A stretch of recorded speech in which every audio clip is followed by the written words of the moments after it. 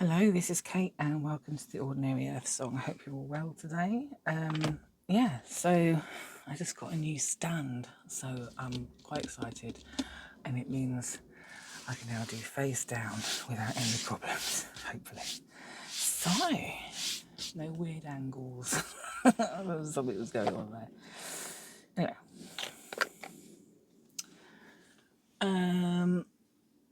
So I was thinking to do a reading,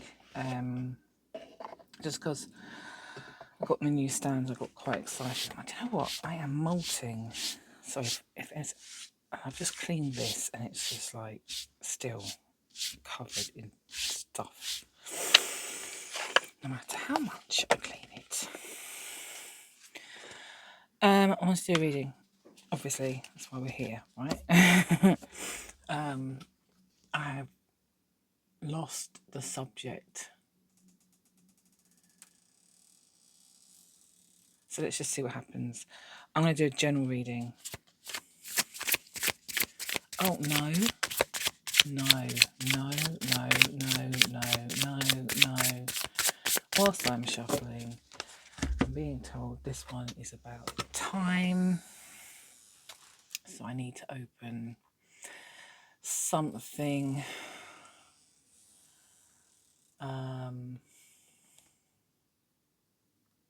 Not that one. So I wrote this. I've been talking to myself. I've got a document called Talking to Myself and a document called Flow. And I asked the AI to give me a breakdown of a summary of the themes that come out in Flow. I've been writing Flow for years, and it's really long. And I'm just like, I can read the whole thing, obviously, but then I couldn't be bothered, to be honest with you. It was a bit too much, and I don't think I'd be able to pick out the themes as quickly as AI did it. It did it in like 2 seconds. So 11 themes. One of the themes that came out of that was time as a construct. So I'm being told that there's another subject.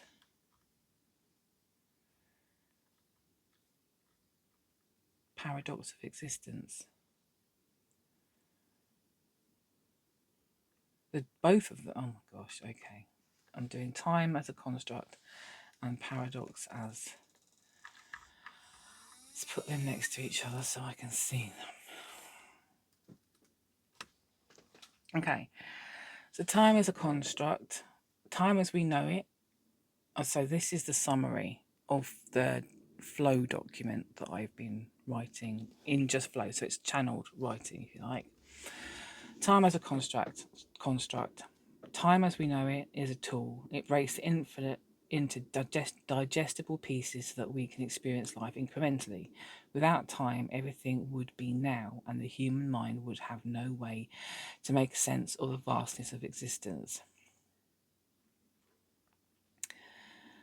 The deeper truth is that the essence behind all things, the source, the something, the divine fabric, does not experience time. It simply is. It holds all meaning, all language, all potential without needing to speak a single word.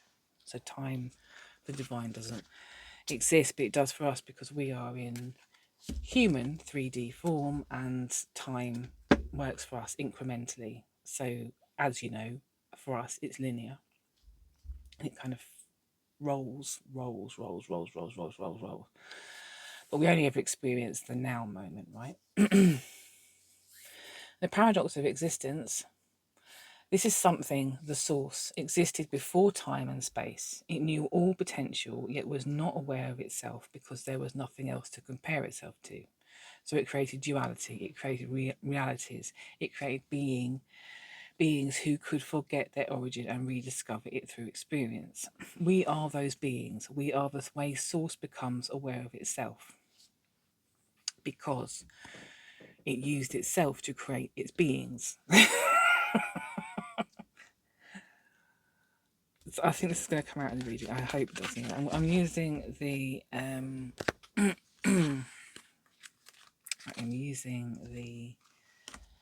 what's it called? serpent fire tarot. Serpent fire. I wanted to call it serpentine, but I knew it was wrong. Serpent fire tarot. And this card stayed at the bottom. The Hermit.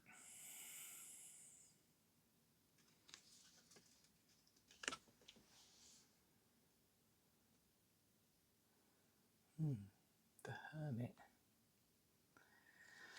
Real contemplation. Taking yourself aside to think about what's the message? Time as a construct. The paradox of existence. We only experience the now. We can only experience the now at any given moment.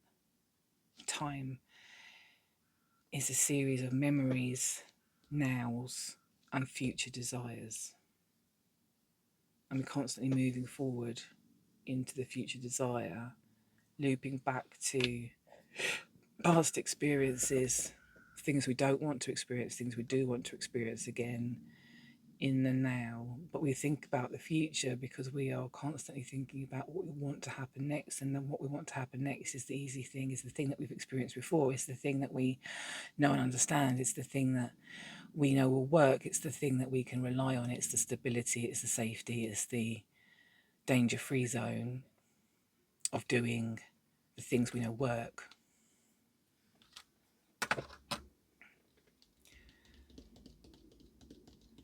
But change is inevitable.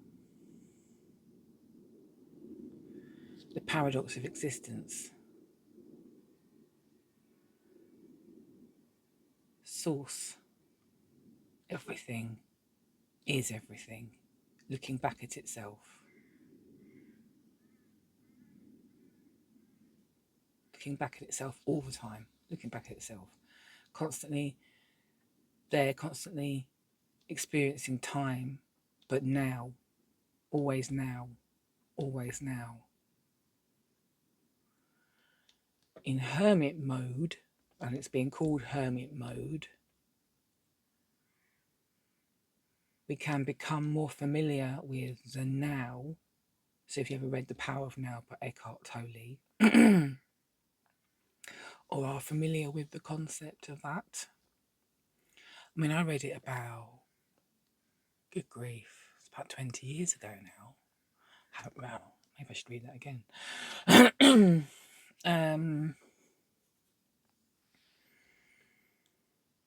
Time. We experience time. And we go through this loop of memory, experience, desire.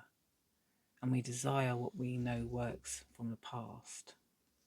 We desire what we think will make our lives better now.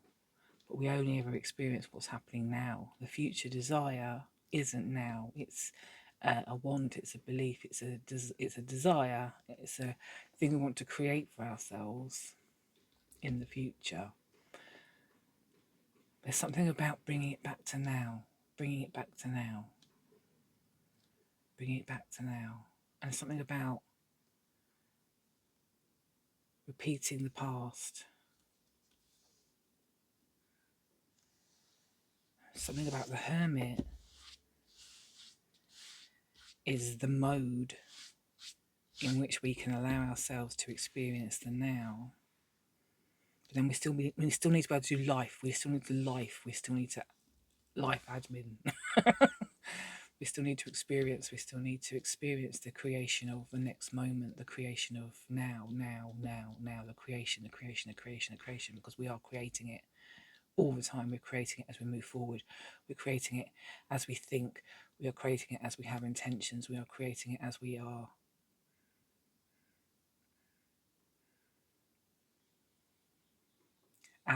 creating it, as we are moving through it, as we are living it. And if we are doing it automatically because we're thinking about the past all the time, then we're always only ever really desiring anything that we think we're capable of. Time is incremental. Okay. Oh, blimey. Oh, the devil. Devil's Trap. That's what I've got this. Devil's Trap. So I like this program called Supernatural, and they use these devil's traps to trap demons. Weirdly enough, and it's a circle, and it's got the star in it, and it's got other things, other sigils and things like that to trap, and then the demon can't actually escape once they're inside, unless someone breaks the line. Break the line, devil, temptation. It's also choosing to be trapped, right? Because in the traditional tarot, the two people that are chained to the devil in the tarot card are choosing to be there because they can actually unchain themselves, but they want to be with the devil. They want to have the past. So this is relating to the past. They want to have the stability of knowing that is going to be their existence, that they can rely on. They can rely on certain things, even if they're to do with the devil. Even there, because temptation keeps them there, because their desires keep them there, because it's comfortable, because it's known, it's understood. And even if it's difficult, it's still known and it's understood. And stepping into something different, something new, is difficult because it's unknown and it's new. You can't quantify it. The devil is the known, the devil is the past, the devil is the mind going around in circles. Automation. Creation of the next moment through all the automation of the last moment. Nine of Cups.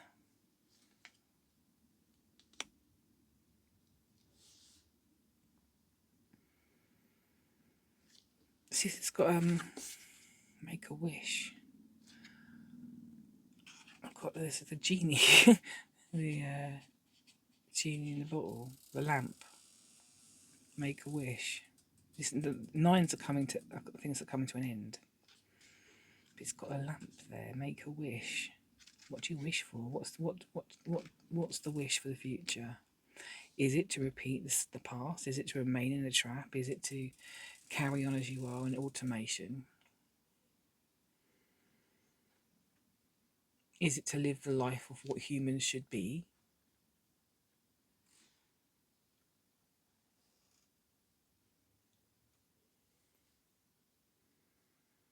This is interesting because am I supposed to bring that up now? I don't know.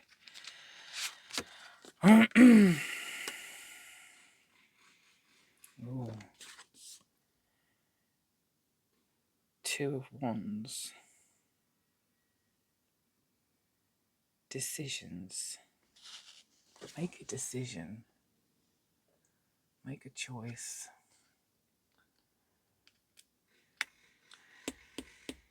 This, I don't know why I'm being called to read the Two of Wands here, because I think it's more than we think it is. Well, more than I think it is. Combative energies demanding balance and channeling. A horned, faceless woman stands atop a hill at dusk. Lightning strikes all around her. There is a formidable power to this card, and its implications are strong. There may be tension and conflict due to the dynamic energies at the present time. In order to channel the energies properly, we must demand balance and be as centered as possible.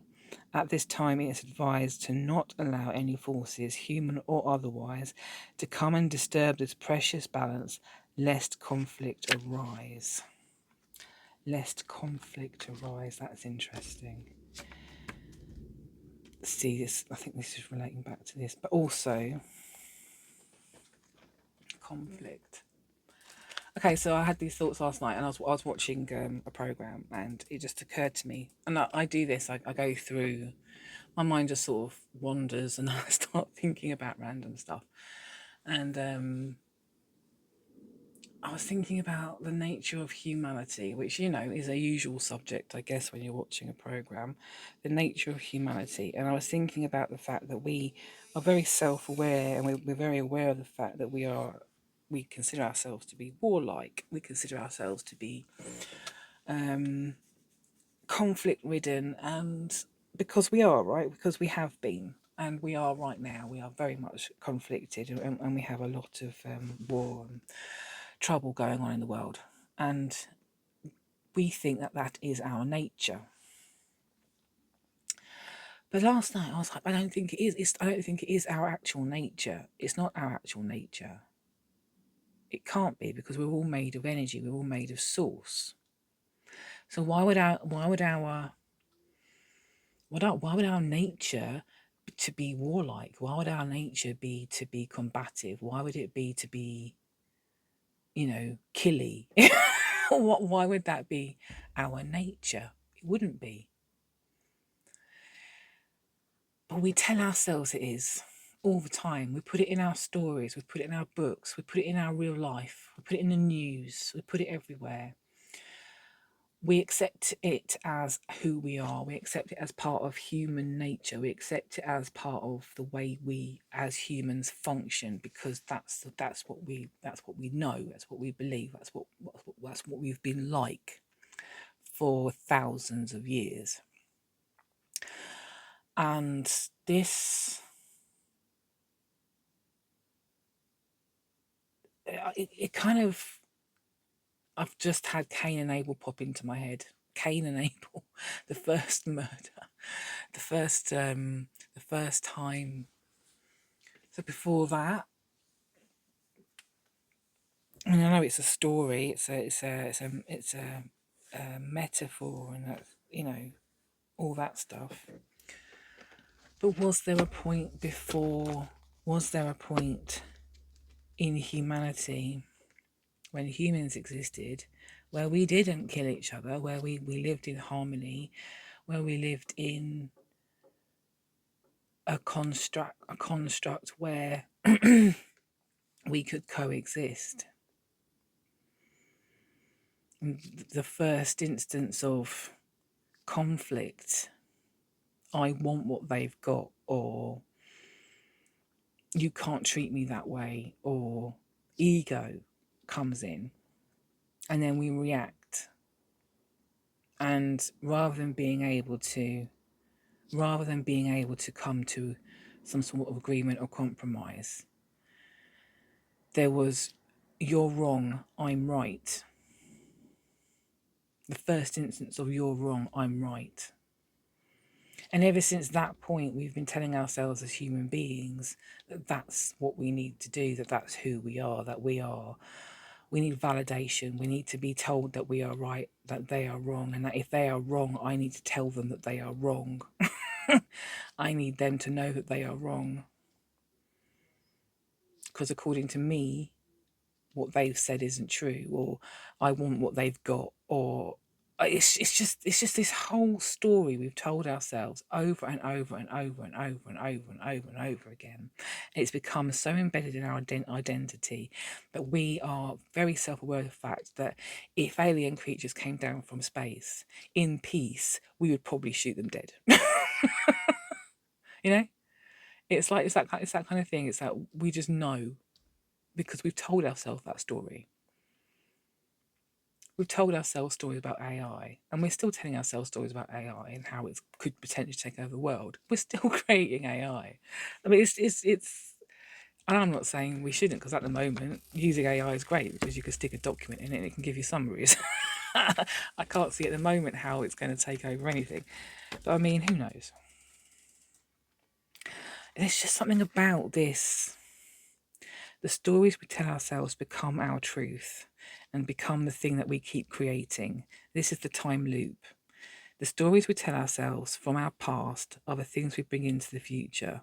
They affect the desires that we have for what we want to create. But we only ever experience the now, and the now is what we believe ourselves to be, and we move into the future with the intention of creating something. And the intentions that we want to create something with could be automated. They could be automated back to old stories that we've told ourselves throughout time as human beings. They could be stories that we've told ourselves that tell us that we are warlike, that we are combative, that we have to be right, and that if somebody we think is wrong, we need to tell them that they are wrong, and they need to listen to us, because otherwise we're going to have problems.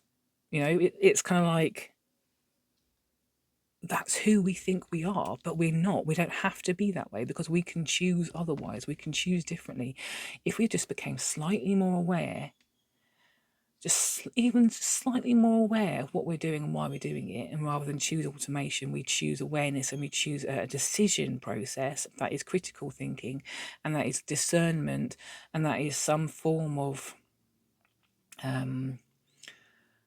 a choice-making process, where we are considering others, we're considerate towards others, we are impartial, we are objective, we're not thinking about being right or wrong, we're not thinking about that, we're just neutral. Awareness in neutrality. We could move into the future more creatively and with less certainty about who we've been in the past. Because with less certainty about who we've been in the past, we can move into the future as new beings, as new people, as new abundant potential, because we are the creators. Jeez, that's a... Ooh. And then we have the sun. And then we have the sun. The power of the sun. The light comes in. It shines on everything. It's the energy. It's the creator. The sun creates. We're all made of stardust. The sun is a star, by the way. I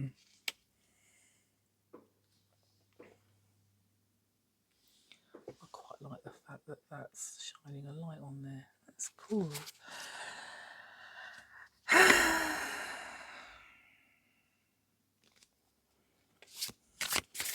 Time.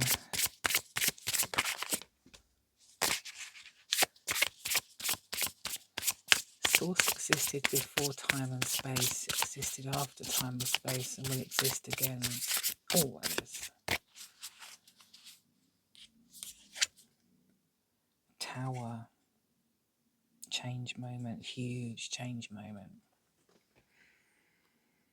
The tower. I don't know why, this looks like I just got the impression of someone meditating there. The moon is below intuition.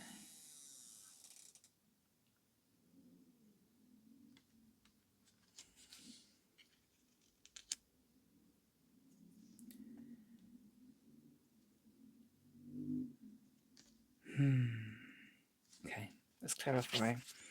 Can you clarify the tower? Because obviously this does mean, if we choose this path as humans, as humanity, as aware creatures that understand the story that we've told ourselves, and that we have a choice, that we don't actually necessarily have to carry on with that story, and that the only reason to carry on with it is to... Well, there's several reasons to carry on with it, I suppose. There's the reason to remain in the safety zone of what's expected, understood, and not change. Sometimes we think stability is found in keeping things the same. Things change regardless. Another reason would be because we want to maintain the status quo, because the rich want to stay rich, and everybody else is just stuck in where they are, and they don't want to rock the boat, or they can't rock the boat, or they feel like they've got no power to do anything about it. Because those are the systems that we live in, right? Those are the stories we told ourselves, because that's the way we've existed. We've existed in power. We've existed in power struggles, where power has been given to the few and taken from the many. And this feels like a very strong message, which, is it appropriate? I don't know.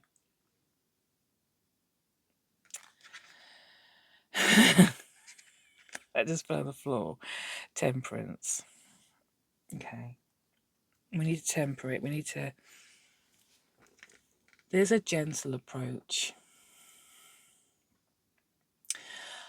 The gentle approach I'm understanding is that as the few change their mindset, the many will follow, because the mindset is a joint shared field of understanding.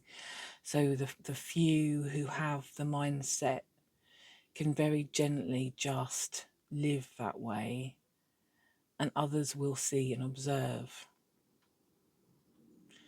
And it doesn't even mean that they have to follow, but the change in energy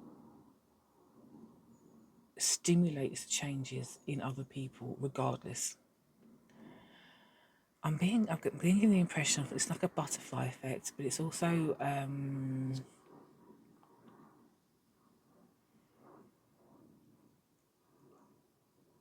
yeah.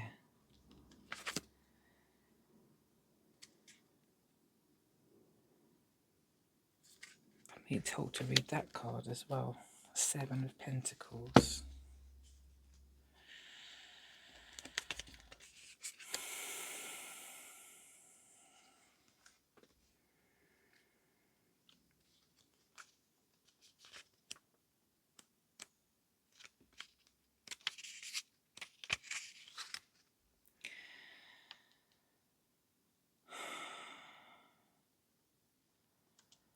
Fear of failure, obstacles, and groundlessness.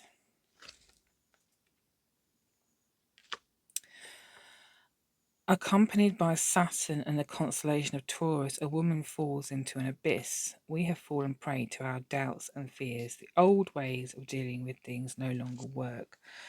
But we have not yet found new ways of surmounting obstacles. We feel weak and powerless against the forces, even though we are not. Saturn, however, is our friend here, giving us the keys to our own growth. There it can feel like and truly be destruction at first, and allow the process of unfolding to happen. Interesting. So it will change things. This is the Tower moment.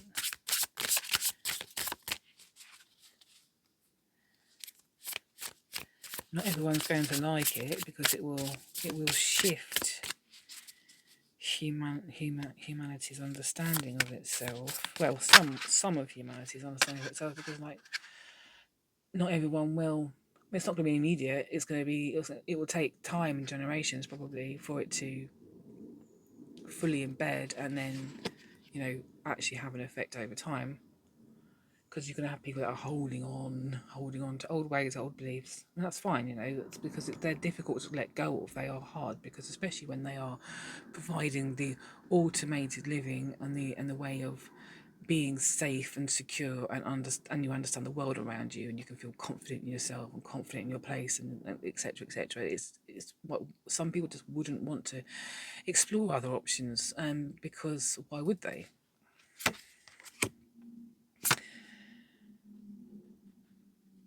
Strength. I mean, it will take strength, but it will lead to strength. It will lead to empowerment, and it will lead to unembellished government of self, moving into a future where the creation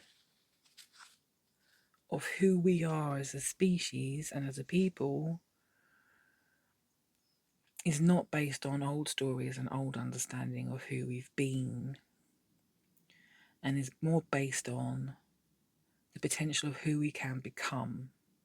It's a bit like the Star Trek. In Star Trek, the future, humanity is a peaceful species. There's the potential for humanity to be a peaceful species. And in actual fact, that's one of the few programs where humanity becomes a peaceful species. Every other program, every other film, There's violence, there's war, there's conflict. And that's telling a true story of humanity, but it's also telling us over and over and over again that is who we are. That is our nature, but it's not our nature. Not really, not deep down. If you took a human out of humanity and plopped them somewhere else and told them to be, if you told them to be, and they were used to the automated way of living, and they were used to living in the understanding of their nature, would they move forward in whoever they've been plopped into this new world with new people, with new concepts, who, whatever, they've got their own way of doing things. Would this human come in and keep living the truth of who they think they've been in the past, who they think humans are? Would they be combative? Would they be warlike? Would they be...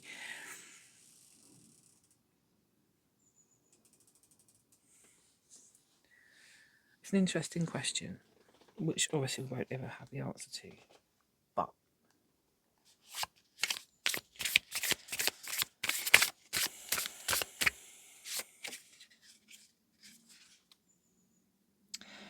Page of Wands.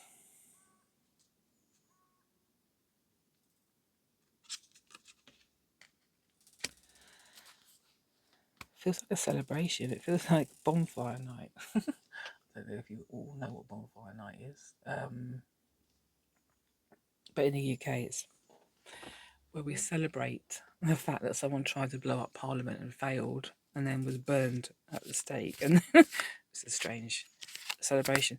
And I think that's actually to remind us to not try and blow up Parliament, because this is what would happen. And then on the 5th of July, 5th of July, 5th of November, we have fireworks night, and that's actually, that's Guy Fawkes. Have fireworks to celebrate this guy this guy and his mates that tried to blow up Parliament. And he wasn't even the main person, he was the one that got caught.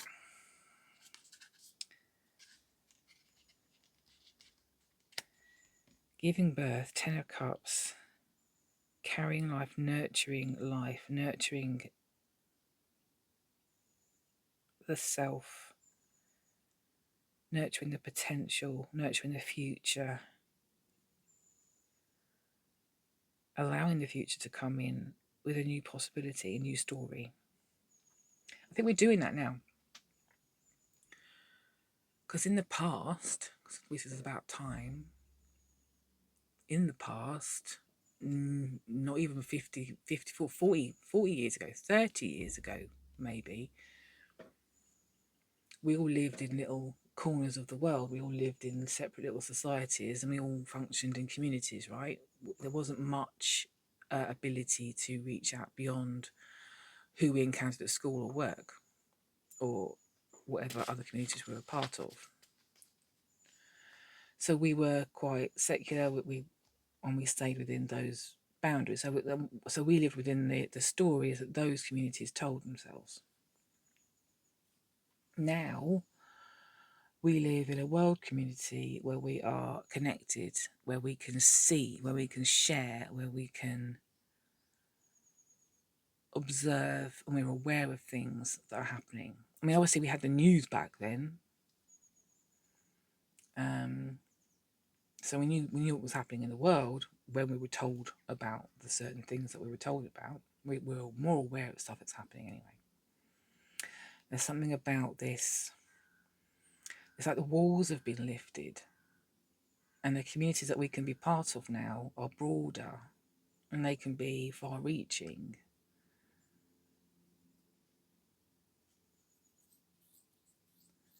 Yeah, and then which enables the nurturement. I'm not sure that's a word. Nurturement of the human path as a total, as a whole. there are still communities that are cut off. Obviously, they don't have the internet, or they're not shown everything.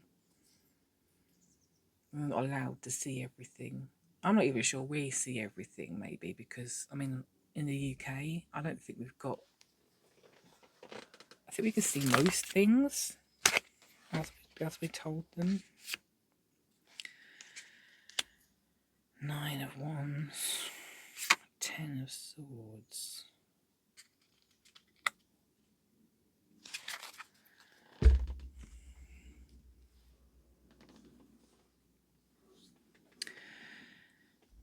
Again, another 9. 2 10s.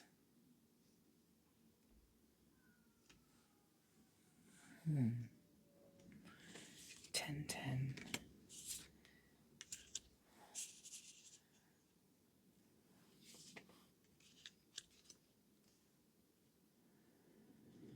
That's a 9.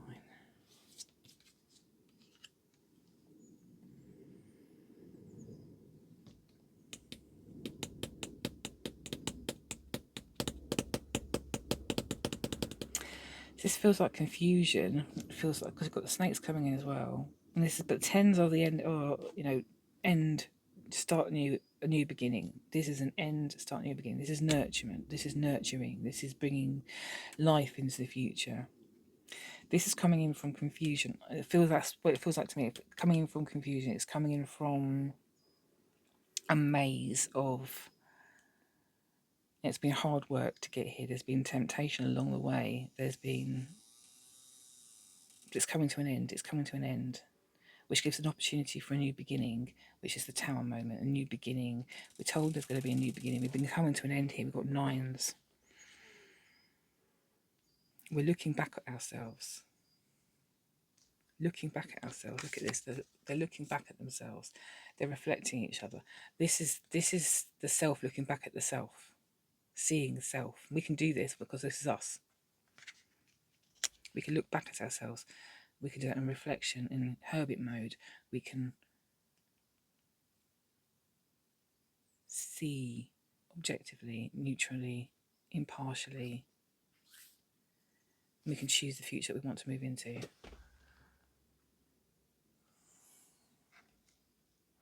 Okay, that's enough of those. And for some reason, I'm also going to just quickly do, I say for some reason, I'm not sure, Cosmic Dreamer Oracle cards. And I do a couple of these, I think. Let's see what comes out. Ooh. The Surreal Sea.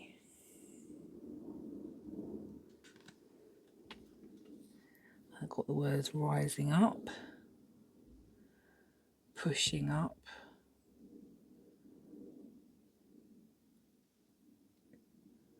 going with the flow. It just doesn't feel like they'd ever go off the edge. It feels like this would move along with them. It would carry them along. It feels like that's time. We're being carried along this stream of time, but there's this is us. And we just constantly this is, whatever direction this goes in, this is always just there.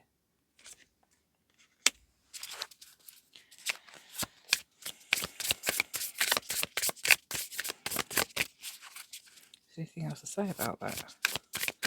It's just an image of the way it feels, or can. Some people are quite, they use I can't use my words. Use your words, Kate. Come on, use your words. Some people need imagery. I'm one of those. I need to see the image for it to really come in. And for me, that image is quite a nice one, because it's like being on a treadmill that can go in any direction, but you're staying still. The treadmill's going in a direction, but that's kind of like, that feels like what time is like to me. We feel like we're going forwards all the time, but we're not. We're standing still. When we see other people, we're seeing ourselves, and they're seeing themselves when they look at us. They're a reflection of us. The way we think about them is a reflection of us. The way we think about them is a reflection of what we think about. Nothing else is coming out of this deck. Is that it? Just from that deck, just that one card. Just one more shuffle. Okay, that was it. Fine, good, thank you. Fabulous.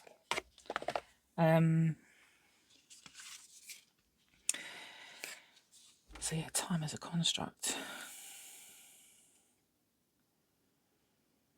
We can move forward in discernment. We are the creator in human form, in every human form, in everything, in every animal form, in every plant form, in every planet form, in every sun form, in every single form. It's the universe in energy.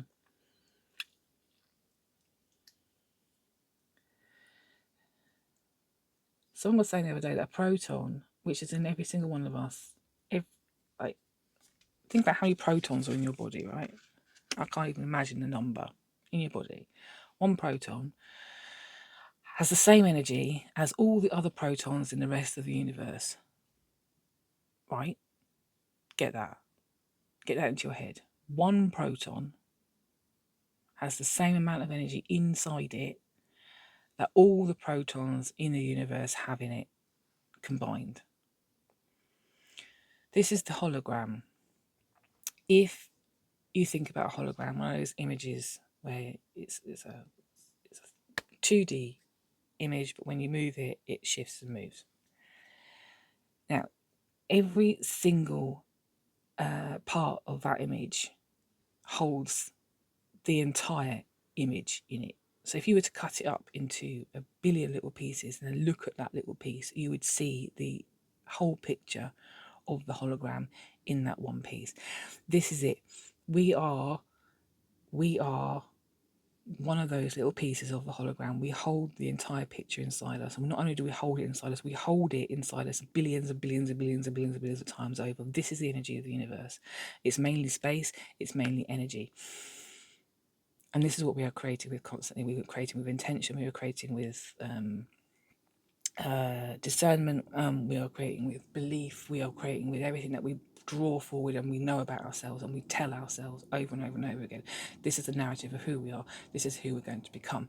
And we will do that because we are mirroring and we are creating with the energy of the entire universe, because the entire universe is inside us. And because it's inside us, everything inside us is allowed, because we are creating with the possibility and the probability of everything that's held within the universe. Oh. And what we believe about ourselves is the story of ourselves, is what we create. It's what we create with. Yeah. There's way more to this. I know, I don't know. I think it needs to be explained several times by lots of different people. And actually, I'm noticing at the moment that this story is coming out more and more. It's coming out more and more. This is the field of thought. This is the field of that's affecting. It's a few people having thoughts, and then this is the gentle sort of, and then they're moving outwards. The thoughts are moving outwards, and they're being shared, and they're moving outwards, and they're being shared. And the more we share them, the better. And it's a gentle process. It's a gentle process of awakening.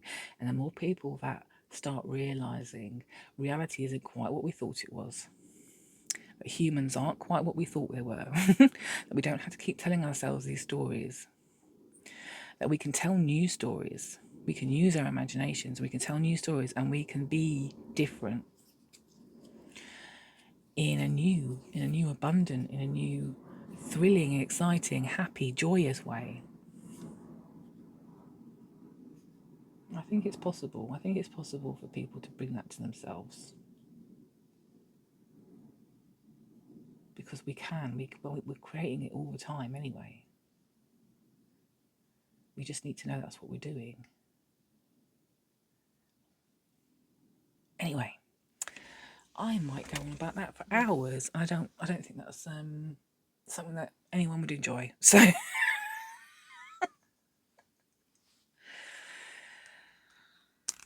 thank you for watching, and yeah, odd one to say, but I enjoyed it, and I'm loving my new stand. So I hope you got something from that, and I will see you soon. Take care. Bye.